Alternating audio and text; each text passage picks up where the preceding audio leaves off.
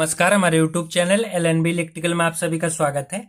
आज हम इस वीडियो में चर्चा करने वाले हैं डीसी मोटर्स के बारे में। ठीक है, यदि आप किसी भी प्रकार से इलेक्ट्रिकल के क्षेत्र में जुड़े हुए हैं तो आपको जानना ये बहुत ही जरूरी है कि डीसी मोटर्स के बारे में। ठीक है, डीसी मोटर्स हो, एसी मोटर्स हो, ट्रांसफार्मर हो, तो सारे सीरीज को मैं स्टार्ट करूंगा। लेकिन आज मैं जो स्टार्ट किया हूँ ये किया हूँ डीसी मोटर्स का working principle and basic knowledge के बारे में। ठीक है, उसका बेसिक नॉलेज आपको क्लियर करने वाला हूं डीसी मोटर्स का। ठीक है, तो यदि आप इलेक्ट्रिकल इंजीनियरिंग के स्टूडेंट है या आईटीआई के स्टूडेंट है, ठीक है, या इलेक्ट्रिकल इंजीनियरिंग इन डिप्लोमा के स्टूडेंट है, किसी भी प्रकार से इलेक्ट्रिकल के क्षेत्र से जुड़े हैं तो आपको जानना बहुत जरूरी है। और आप थ्योरी में यदि किसी कोर्स से जुड़े हैं तो थ्योरी में आपको पढ़ना होगा इलेक्ट्रिकल मशीन्स के बारे में, ठीक है, मशीन्स के बारे में। तो आपको जानना जरूरी है डीसी मोटर्स के बारे में। तो आज मैं जो आपको बताने वाला हूं क्या बताने वाला हूं, वर्किंग प्रिंसिपल एंड इसका बेसिक फंडा क्या है उसके बारे में।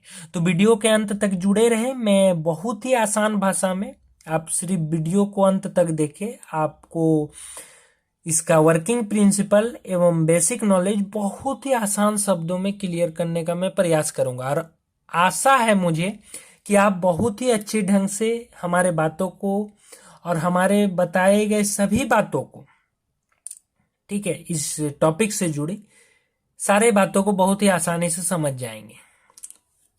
यदि आप हमारे चैनल पर नए हैं तो चैनल को सब्सक्राइब कर ले।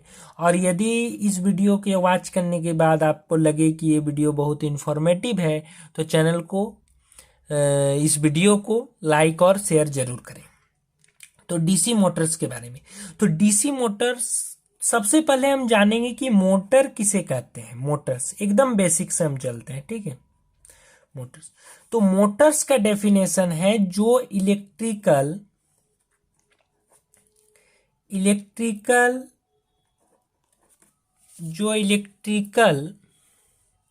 एनर्जी को मैकेनिकल एनर्जी में कन्वर्ट करता है, उसे मोटर्स कहते हैं। जो इलेक्ट्रिकल एनर्जी हम इनपुट में दिए, इनपुट में हम इलेक्ट्रिकल एनर्जी दिए और आउटपुट में हमें दिया मैकेनिकल एनर्जी, उसी को कहते हैं मोटर। अब डीसी मोटर क्यों कर रहे हैं, आप जानते होंगे दो तरह का सप्लाई होता है, एक एसी एक डीसी, अल्टरनेटिंग करंट सप्लाई और एक डायरेक्ट करंट सप्लाई। तो अल्टरनेटिंग करंट सप्लाई जिस मोटर में दिया जाता है उसे एसी मोटर्स कहते हैं, और जिसमें डायरेक्ट करंट सप्लाई दिया जाता है उसे डीसी मोटर्स कहते हैं। तो हम डीसी मोटर्स में डीसी सप्लाई देते हैं, इसीलिए हम डीसी मोटर्स कहते हैं। ठीक है, डीसी सप्लाई से देते हैं, इलेक्ट्रिकल एनर्जी के रूप में डीसी सप्लाई देते हैं, हमें शाफ्ट के द्वारा मैकेनिकल एनर्जी वो प्रोवाइड करता है। अब जरा देखते हैं, डीसी मोटर्स को रीड करने से पहले आपको मैग्नेटिज्म एंड इलेक्ट्रोमैग्नेट,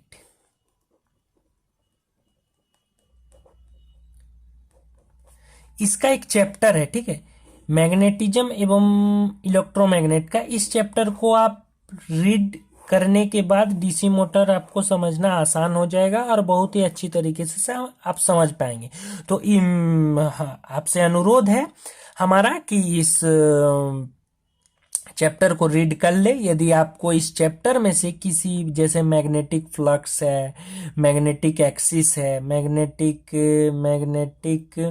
फ्लक्स है, या मैग्नेटिक एक्सिस है, किसी भी इस चैप्टर से जुड़ी टॉपिक के बारे में यदि आपको जानना है, जितना डीसी मोटर्स में या किसी भी इलेक्ट्रिकल मशीन में जरूरी हो, तो आप कमेंट कर सकते हैं, मैं उसका सेपरेट वीडियो बना दूंगा। और फ्लेमिंग लेफ्ट हैंड रूल जी इसी चैप्टर में आपका रहेगा, Fleming left hand rule, right hand rule. ठीक है, इन सारे रूलों को माइंड में रखने के बाद डीसी मोटर समझना आसान हो जाता है। तो सबसे पहले अब हम देखेंगे इसका वर्किंग प्रिंसिपल क्या है? तो वर्किंग प्रिंसिपल क्या है, साधारणतः क्या होता है ना कि डीसी मोटर्स में पोल्स रहते हैं। कैसा पोल्स रहता है? मैग्नेटिक पोल्स रहता है। दो दो पोल नहीं रहता है। जो डीसी मोटर, मैं आपको टेक्निकल भाषा में बता रहा हूँ, डीसी मोटर जो होता है 2 पोल, 4 पोल, 6 पोल, 8 पोल, ठीक है। ये मैं आपको बताऊंगा बहुत ही विस्तारित रूप से, ठीक है। बहुत ही अच्छी तरीके से मैं बताऊंगा, लेकिन अभी जो थ्योरी है हमारा वर्किंग प्रिंसिपल, उसको हम लोग समझ लेते हैं। एकदम बेसिक नॉलेज है, ठीक है। अब नॉर्थ पोल रहता है, साउथ पोल रहता है। अब ये जो मैग्नेट रहता है, ये नेचुरल मैग्नेट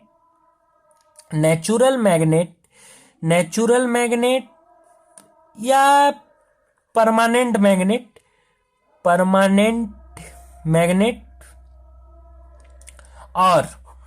और कैसा मैग्नेट रहता है? इलेक्ट्रोमैग्नेट भी रहता है। इलेक्ट्रोमैग्नेट में क्या होता है? इलेक्ट्रोमैग्नेट क्रिएट करने के लिए हमें इसमें फील्ड बोला जाता है। इसे मैं सारी बातों को बताऊंगा आगे, लेकिन अभी जो बेसिक फंडा है इसको समझ लेते हैं, ठीक है। तो इसमें वाइंडिंग्स की रहती है। तो अभी हम समझते हैं कि ये 2 मैग्नेट है, इलेक्ट्रोमैग्नेट है कि नेचुरल मैग्नेट है, उसे अभी हमें डिस्कस नहीं करना है। तो अब इसमें क्या रहता है? बीच में यहां पर रहता है आपका एक आर्मेचर। अब आर्मेचर जो रहता है, आर्मेचर में है कनेक्शंस, यानी कि आर्मेचर में हम सप्लाई देंगे ना, तो आर्मेचर में हम सप्लाई देंगे तो आर्मेचर में सप्लाई देने के लिए है कम्यूटेटर लगा होता है, ठीक है। कम्यूटेटर लगा होता है। इस कम्यूटेटर से ये देखिए, मैं आपको अभी सब मतलब समझाने का प्रयास कर रहा हूं। देखिए, एक हमारे पास ये आर्मेचर है, ठीक है। ये आर्मेचर का ये सब कम्यूटेटर है, इसे सेगमेंट कहते हैं। आगे मैं चर्चा करूंगा, अभी मैं आपको एकदम वर्किंग प्रिंसिपल में बता रहा हूं, इसीलिए ये सब बातों को मैं गहराई से नहीं बता रहा हूं, ठीक है। तो ये कम्यूटेटर सेगमेंट ये ब्रास के होते हैं, ठीक है, कॉपर, ठीक है, कॉपर या ब्रास के। अब क्या होता है, इसमें यहाँ हम सप्लाई देते हैं। किससे देते हैं? कार्बन ब्रूस से हम सप्लाई देते हैं। तो हमने कैसे बोला था कि डीसी मोटर में किस प्रकार का हम सप्लाई देते हैं? डायरेक्ट करंट सप्लाई देते हैं। तो हमने यहाँ डायरेक्ट करंट सप्लाई दे दिया, यानी कि डीसी सप्लाई। ये हो गया पॉजिटिव, ये हो गया नेगेटिव, ये हो गया कार्बन ब्रूस। क्या हो गया? Carbon Bruce. और ये जो हो गया, ये हो गया कम्यूटेटर। इसमें क्या किया जाता है? सप्लाई दिया जाता है। सारे बातों को मैं प्रैक्टिकली बताऊंगा बहुत अच्छे ढंग से, ठीक है। सिर्फ प्रिंसिपल को आप समझिए, जरा मेरे बातों को समझिए। अब क्या होता है कि आपने फ्लेमिंग लेफ्ट हैंड रूल पढ़ा होगा, ठीक है। फ्लेमिंग लेफ्ट हैंड रूल के अनुसार कहा गया है, ठीक है। फ्लेमिंग लेफ्ट हैंड रूल मैंने जैसा कि बताया कि आपको रीड करना होगा पहले भी, और मैं आपको शॉर्ट में भी बता दे रहा हूं।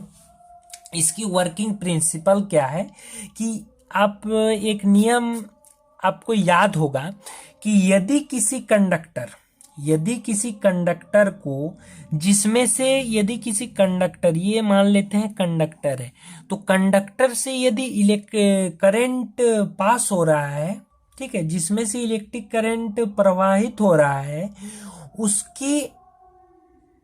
उसको यदि मैग्नेट पोलों के बीच, ये मैग्नेट पोल है ना, और इसमें जो मैंने आपको बताया है, इसमें वाइंडिंग्स रहते हैं, ठीक है। वाइंडिंग्स को मैंने हमें खोला है, ठीक है, ओपन किया है वाइंडिंग करने के लिए। तो इसमें वाइंडिंग्स रहते हैं, तो ये वाइंडिंग्स इसमें रहते हैं आर्मेचर में वाइंडिंग्स रहते हैं। अब वाइंडिंग्स में से करंट पास होता है, तो करंट पास होता है तो क्या होता है, और हम किसके बीच इसको रखते हैं? मैग्नेट के बीच रखते हैं, मैग्नेट पोलों के बीच रखते हैं। तो क्या होता है, तो वह अपने ऊपर, तो ये जो आर्मेचर है ना, ये अपने ऊपर एक बल का अनुभव करती है, यानी इसके ऊपर एक फोर्स कार्य करने लगता है, ठीक है, वो बल का एक अनुभव करती है। अब इसी सिद्धांत पर मोटर काम करता है। क्या करता है, एक बार हम रिकैप कर लेते हैं। यदि किसी कंडक्टर को, जिसमें से इलेक्ट्रिक करंट प्रवाहित हो रही है, उसको यदि मैग्नेट पोलों के बीच रख दिया जाए, तो वह अपने ऊपर एक दबाव या बल महसूस, या इंग्लिश में आपको फोर्स कहते हैं, तो फोर्स महसूस करता है, जिसके कारण वह घूमने लगता है और इसी सिद्धांत पर वह कार्य करता है। अब क्या क्या घटना होता है अंदर हम समझेंगे, ठीक है। अब देखिए, यहां हमने दो पोल बनाया है, एक नॉर्थ एक साउथ, ठीक है। ये जो आर्मेचर का एक सिरा नॉर्थ पोल की तरफ है और एक सिरा साउथ पोल की तरफ है, ठीक है। अब हमने यहां पॉजिटिव सप्लाई दिया, तो पॉजिटिव सप्लाई इस प्रकार से करंट का डायरेक्शन इधर से यहां से गया, पॉजिटिव से नेगेटिव की ओर जाता है ना, आप जानते भी होंगे। तो पॉजिटिव की ओर से गया, यहाँ से गया, यहाँ से कार्बन ब्रूस में गया, कार्बन ब्रूस से कम्यूटेटर में गया, कम्यूटेटर से ये कंडक्टर में ही गया, कंडक्टर से ये इधर गया, इधर से घुमा, इधर से, ठीक है, करंट इधर घुमा, फिर इसका जो इधर वो आएगा ना, तो इसका डायरेक्शन ऐसे हो जाएगा। समझ रहे हैं ना हमारे बातों को, इसका डायरेक्शन ऐसे हो जाएगा। अब ये फिर इधर से होते हुए, कम्यूटेटर से होते हुए, कार्बन ब्रूस से होते हुए नेगेटिव की ओर पहुंचेगा, ठीक है। तो इस प्रकार से एक सर्किट कंप्लीट होगा। तो ये जो है ना करंट जा रहा है, तो करंट का डायरेक्शन हम एक रूल है, उसी रूल के अनुसार हम पता लगाते हैं करंट का डायरेक्शन उसी रूल से हम पता लगाते हैं। एक रूल आपने पढ़ा होगा, cork screw rule. Cork screw rule में क्या कहा गया है मैं आपको बता दे रहा हूं। ये एक स्क्रू है, इसी को बोला जाता है ना, तो ये स्क्रू है। तो ये स्क्रू को यदि हम इस प्रकार से खड़ा करते हैं, यदि इस स्क्रू को, तो ये जो बताएगा, ये यानी कि ये स्क्रू है ना, तो ये नीचे की ओर, जिधर ये जाएगा नीचे की ओर, ये बताता है डायरेक्शन ऑफ करंट,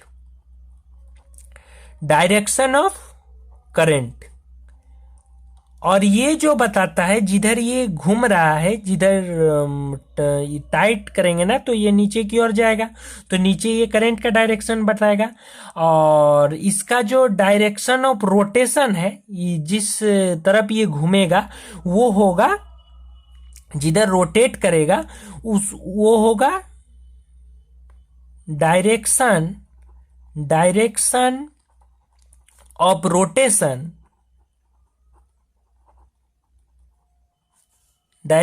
रोटेशन, क्या हो जाएगा, डायरेक्शन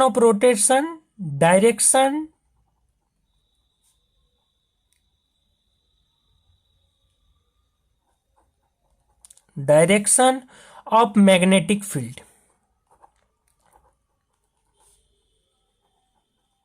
इससे करंट पास हो रहा है कंडक्टर से, तो मैग्नेटिक फील्ड क्रिएट करेगा, तो ये डायरेक्शन ऑफ मैग्नेटिक फील्ड हो जाएगा स्क्रू का रोटेशन, ठीक है। स्क्रू का जो रोटेशन होगा वो मैग्नेटिक फील्ड का डायरेक्शन हो जाएगा। मैं आपको समझा पाया ये बात? यदि आपको कहीं भी दुविधा हो तो कमेंट करें, मैं और अच्छी तरीके से समझाने का प्रयास करूंगा। अब देख ले, ये करंट इस प्रकार से, तो यदि हम स्क्रू को इस प्रकार से रखते हैं, तो ये हमारा करंट का डायरेक्शन बता रहा है, और हम इधर घुमाएंगे स्क्रू को, इधर घुमाएंगे, ठीक है, इस प्रकार से घुमाएंगे, यानी कि क्लॉकवाइज घुमाएंगे। तो क्लॉकवाइज घुमाने के साथ घुमाएंगे तो क्या होगा, नॉर्थ पोल के साथ एक मैग्नेटिक फ्लक्स बनाएगा, ठीक है। और ये इधर है एरो का निशान, तो स्क्रू को हम इस प्रकार से रखेंगे। और डायरेक्शन ऑफ रोटेशन क्या होगा इसका, एंटी क्लॉकवाइज। तो एंटी क्लॉक, एक क्लॉकवाइज फोर्स इस भुजा पर लगेगा और एंटी क्लॉकवाइज इस भुजा पर लगेगा, तो क्या होगा, घूमने लगेगा, आर्मेचर घूमने लगेगा। तो आर्मेचर इस प्रकार से घूम जाएगा, यानी कि ये जो कम्यूटेटर का सेगमेंट है ये यहाँ आ जाएगा, और यहाँ ये वाला यहाँ चल जाएगा, और ये वाला यहाँ चल जाएगा। समझे आप बात को? जो नेगेटिव से जुड़ा था वो पॉजिटिव से जुड़ जाएगा, जो पॉजिटिव से जुड़ा हुआ था वो नेगेटिव में जुड़ जाएगा, ठीक है। और यहाँ मैग्नेटिक फ्लक्स क्रिएट जो हो रहा है, मैग्नेटिक फ्लक्स, ये नॉर्थ पोल के साथ क्लॉकवाइज में और साउथ पोल के साथ एंटी क्लॉकवाइज में इस प्रकार से क्रिएट हो रहा है। और चुंबकीय जो फ्लक्स यानी कि मैग्नेटिक जो फ्लक्स बनाएगा वो इस जो भुजा है, ठीक है, ये जो आर्मेचर का ये दोनों पार्ट है इसमें एक फोर्स लगाएगा, तो फोर्स लगाएगा तो वो घूमेगा, तो घूमेगा तो एवरी हाफ साइकिल याद रखिएगा ये बात। ये कॉर्क स्क्रू रूल में समझाने का बहुत अच्छे ढंग से प्रयास किया और आशा करता हूं कि आप समझ भी पाओगे। अब है एवरी हाफ साइकिल यानी कि 180 डिग्री जब रोटेट कर लेगा तो क्या होगा, 180 डिग्री रोटेट करने के बाद डायरेक्शन ऑफ करंट चेंज हो जाएगा। कैसे? ये जब जब जिसमें पॉजिटिव सप्लाई था उसमें नेगेटिव हो जाएगा, नेगेटिव सप्लाई जब पॉजिटिव में हो जाएगा तो डायरेक्शन ऑफ करंट चेंज हो जाएगा। ये बात आप ध्यान में रखेंगे, ठीक है। Direction every half cycle changes the direction of current, ठीक है। तो बेसिक नॉलेज और इसका वर्किंग प्रिंसिपल किस सिद्धांत पर कार्य करता है ये बात को मैं बता दिया। और एक बात, ये कॉर्क स्क्रू रूल को आप याद रखिएगा, ये मैक्सवेल वैज्ञानिक जी ने दिया था, ठीक है। मैक्सवेल वैज्ञानिक जी ने बताया था ये कॉर्क स्क्रू रूल, तो इसे याद रखिएगा। और एक बात, जो किसी भी इलेक्ट्रिकल इंटरव्यूओं में या कई क्वेश्चनों में पूछा जाता है कि डीसी मोटर्स किस सिद्धांत पर कार्य करता है, तो डीसी मोटर आप बोलिएगा फ्लेमिंग के लेफ्ट हैंड रूल पर कार्य करता है, और डीसी जनरेटर फ्लेमिंग के राइट हैंड रूल पर कार्य करता है। ये बात याद रखिएगा। तो इस वीडियो में इतना ही, ठीक है। आप कमेंट कर हमें बताइएगा कि आपको ये वीडियो कैसा लगा। धन्यवाद।